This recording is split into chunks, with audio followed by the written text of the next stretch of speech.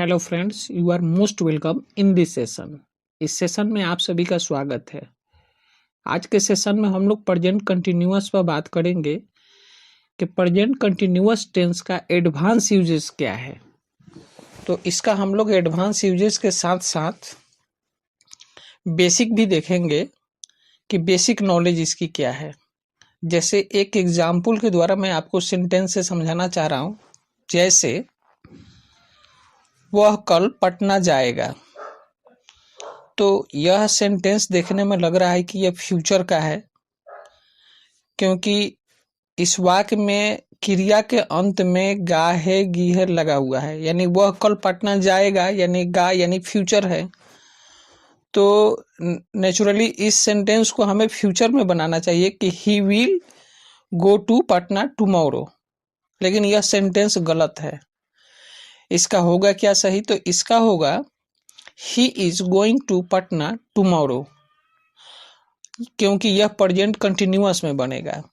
अब यह present continuous में क्यों बना?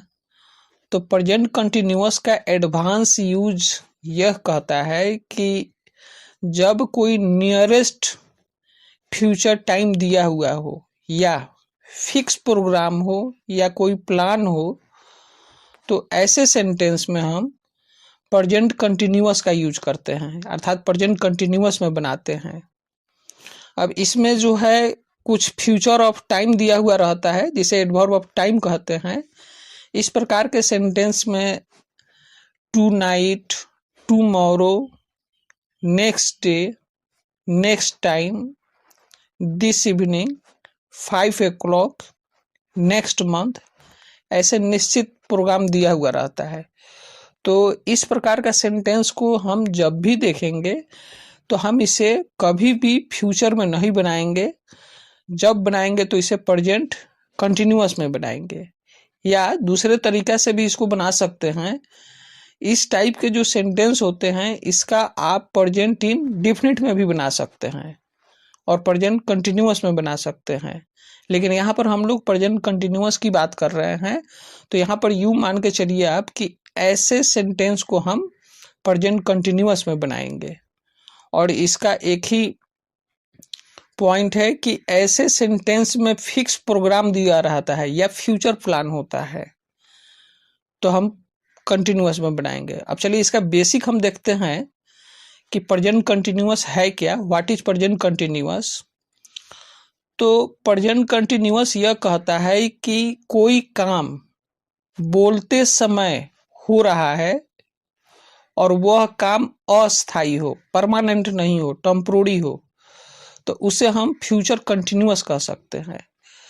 अर्थात हम कह सकते हैं कि the action that are happening at the moment of speaking, that is continuous tense. I mean मेरा कहना है कि वह काम जो है जब आप बोल रहे हैं उस समय वह काम हो और साथ में टेम्पोररी हो, परमानेंट नहीं हो। क्योंकि वह परमानेंट काम हो गया तब तो उसे हम प्रेजेंट का इंडेफिनिट में ले जा सकते हैं, जो डेली रूटीन का हो जाता है। तो इसे हम प्रेजेंट कंटिन्यूअस कहते हैं, अर्थात बोलते वक्त वह काम हो रहा हो और वह काम अस्थायी हो। जैसे मैं खा रहा हूँ, तो मेरा खाने का जो काम है मैक्सिमम 15 मिनट में हो जाएगा, या आधा घंटा मान लीजिए। जो लोग धीरे धीरे खाते हैं वो आधा घंटा में खाएंगे, तो आधा घंटा में खाना खाना मेरा काम समाप्त हो जाएगा। तो डिफिनेशन यही तो कह रहा है कि वह काम जो है जब आप बोल रहे हैं तो वो हो रहा हो, तो खाना काम मेरा हो रहा है खाना, और यह टेम्पोररी है। ऐसा तो नहीं है कि मैं दिन भर खाते ही रहूँगा, हाफ आवर के लिए मैं खा रहा हूँ, 15 मिनट में मेरा खाना खाना समाप्त हो जाएगा। तो ऐसे सेंटेंस को हम प्रेजेंट कंटिन्यूअस टेंस कहते हैं। प्रेजेंट कंटिन्यूअस टेंस में टू बी वर्ब का यूज होता है। अब टू बी वर्ब क्या है? तो टू बी वर्ब में इज, एम, आर का प्रयोग होता है। अब इसका हम इंग्लिश स्ट्रक्चर देखते हैं कि साधारण सेंटेंस, जिसे हम अफर्मेटिव सेंटेंस बोलते हैं, स्वीकारात्मक वाक्य बोलते हैं, तो ऐसे वाक्य का बनाने का एक नियम क्या है? तो अंग्रेजी बनाने का नियम है, सबसे पहले सब्जेक्ट लिखेंगे, सब्जेक्ट के बाद इज एम आर लिखेंगे, उसके बाद वर्ब लिखेंगे। वर्ब जो है बेस फॉर्म में होना चाहिए। बेस फॉर्म का मतलब हुआ कि वर्ब का पहला रूप हो और उसमें आईएनजी लगा हुआ हो और साथ में एडवर्ब हो, एडवर्ब ऑफ टाइम। जैसे मैंने बताया था कि टुमारो, नेक्स्ट मंडे, 5 o'clock, ऐसे हो। तो इसका यही हुआ कि सबसे पहले सब्जेक्ट लिखेंगे, सब्जेक्ट के बाद इज एम आर प्रयोग होगा, उसके बाद वर्ब होगा, वर्ब में आईएनजी लगा देंगे। अब इसकी हिंदी वाक्य की पहचान ये है कि ऐसे वाक्य में क्रिया के अंत में अर्थात वर्ब के अंत में रहा है, रही है, रहता है, तो उसे हम प्रेजेंट कंटिन्यूअस टेंस कहते हैं। अब इसमें हम इज एम आर कहाँ लगाएंगे? हालांकि आप लोग जान रहे हैं ये काफ़ी पॉपुलर है, प्रेजेंट कंटिन्यूअस लोग 98% लोग जानते हैं। तो इसमें क्या है कि जैसे आई के साथ एम होगा, यू और दे के साथ आर होगा, ही, सी, राम, सीता के साथ इज होगा, और राम और श्याम यानी राम एंड श्याम हो तो आर होगा, और केवल राम हो तो इज होगा। अब इसे हम एग्जाम्पल के द्वारा हम समझते हैं। जैसे आई एम ईटिंग डिनर, मैं भोजन कर रहा हूँ, तो इसमें जो है इज एम आर यानी आई है तो एम हो गया। उसी प्रकार सी इज वॉचिंग टीवी, वह टीवी देख रही है। हम कल एक कार खरीद रहे हैं, तो इसका होगा we are buying a car tomorrow, वह आजकल संगीत सीख रहा है। He is learning music this days. अब नेगेटिव सेंटेंस देखते हैं। नेगेटिव सेंटेंस में होता है कि सब्जेक्ट लिखेंगे, इज एम आर लिखेंगे और बस इसके साथ सिर्फ आपको नट जोड़ देना है, बाकी रूल वही होगा, वर्ब में आईएनजी लिख देंगे और वर्ब ऑफ टाइम दिया हुआ रहता है। तो जैसे उदाहरण के द्वारा कुछ वाक्य समझते हैं। तुम्हारे बच्चे नहीं सो रहे हैं, तो your children are not sleeping. इसी प्रकार इंट्रोगेटिव सेंटेंस देखते हैं। इंट्रोगेटिव सेंटेंस में इज एम आर पहले लगा देंगे, उसके बाद सब्जेक्ट लगेगा, फिर वर्ब में वही आईएनजी लग जाएगा, तो ये अफर्मेटिव इंट्रोगेटिव सेंटेंस बन जाएगा। जैसे क्या मैं जा रहा हूँ, एम आई गोइंग। क्या मैं नहीं जा रहा हूँ, एम आई नॉट गोइंग। क्या हम घर नहीं जा रहे हैं, are we not going home. अब इसमें मुख्य नोट्स आपको ये ध्यान में रखना है, मुख्य इसका की पॉइंट जो है कि इस प्रकार के वाक्य में जनरली जो है एट द प्रेजेंट यानी वर्तमान में, एट द मोमेंट तत्काल में, this morning, currently, this evening आदि समय सूचक शब्द का प्रयोग कंटिन्यूअस टेंस में होता है। जैसे मैं फिलहाल गणित पढ़ रहा हूँ, आई एम टीचिंग मैथमेट। मैं फिलहाल गणित पढ़ा रहा हूँ, I am teaching mathematics at present. अभी मैं अंग्रेजी बोल रहा हूँ, I am speaking English at present. ऐसे वर्ब होते हैं जिसमें आईएनजी नहीं लगता है, वह जो है फर्स्ट फॉर्म में ही रहेगा, बेस फॉर्म में रहेगा। जैसे सी, सी मीन्स होता है देखना। जैसे एक वाक्य लीजिए, मैं उसे देख रहा हूँ, तो क्या बनाएंगे? आई एम सीइंग हिम या हर, तो नहीं, ये प्रेजेंट कंटिन्यूअस में नहीं बनेगा। ये बनेगा आई सी हर, यह प्रेजेंट इंडेफिनिट में बनेगा। अर्थात मेरा ये कहना है कि ऐसे वर्ब में हम आईएनजी नहीं लगाते हैं जबकि वह वाक्य कंटिन्यूअस में हो। जैसे मैं सुन रहा हूँ, मैं आपको पहचान रहा हूँ, तो ऐसे वर्ब हम देखते हैं कौन कौन सा वर्ब है जिसमें आईएनजी नहीं लगता है।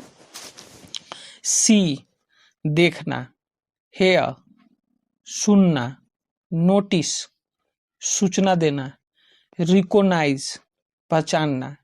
जैसे रिकोनाइज से एक सेंटेंस देखते हैं, मैं उसे पहचान रहा हूँ, तो क्या बनाएंगे? प्रेजेंट कंटिन्यूअस में यही बनाएंगे ना कि आई एम रिकोनाइजिंग हिम, तो यह गलत है। यह बनेगा प्रेजेंट इंडेफिनिट में, तो क्या होगा? आई रिकोनाइज हिम।